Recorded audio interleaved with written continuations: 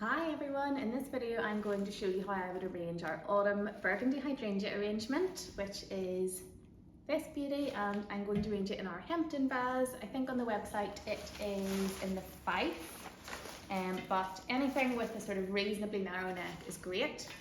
If your vase has a wider neck, you can use some chicken wire in the bottom or even just plastic bags or something to give it a little bit of structure. So our base is a beautiful eucalyptus. We've got 2 of the green and 2 of the autumn eucalyptus. I'm going to pop those in first.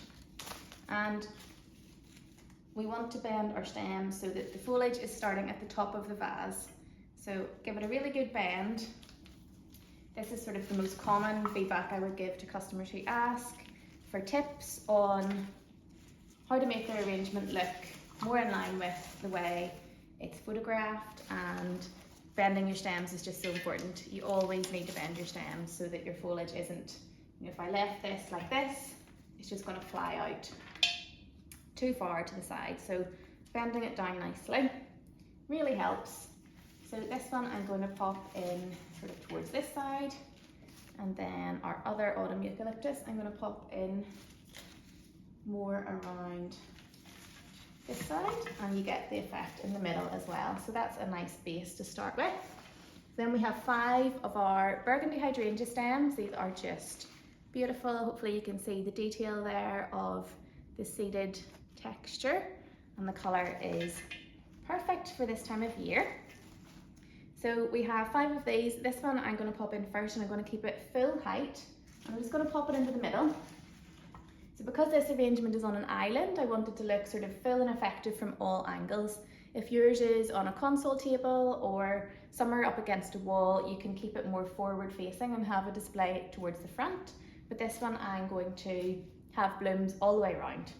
So for our next hydrangea stem, I'm going to give it a good bend, and I'm going to pop it in at the front and let these sort of hang out a little bit so that they're not squashed too far in. So let them hang out, but keep them at different heights and angles for a bit of interest. Bending this one as well, and I'm going to pop it round in this side, something like that.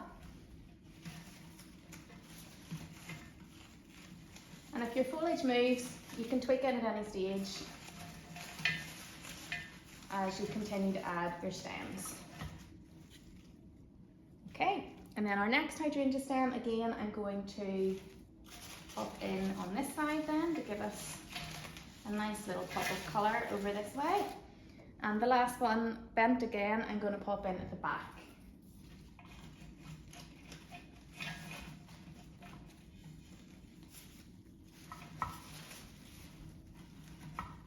And take a step back at any stage just to check that you're happy with the placement.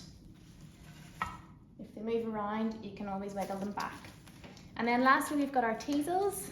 These are such a favourite, this beautiful lilac shade, which just really breaks it up and ties it all together.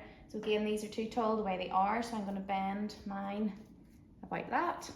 And I'm going to pop one in here and one in here, and then there's 3 heads on each stem, so they'll sort of fill out nicely throughout the arrangement.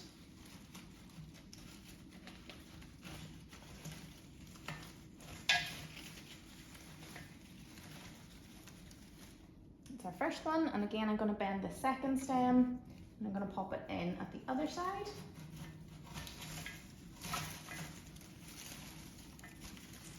And then just take a final step back and tweak any last bits and pieces. I'm just going to move our hydrangea. They've moved slightly as I have been adding other stems.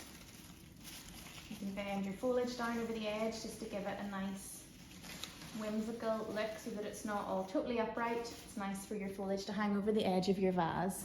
And yeah, I think I'm happy with that. Hope you enjoy.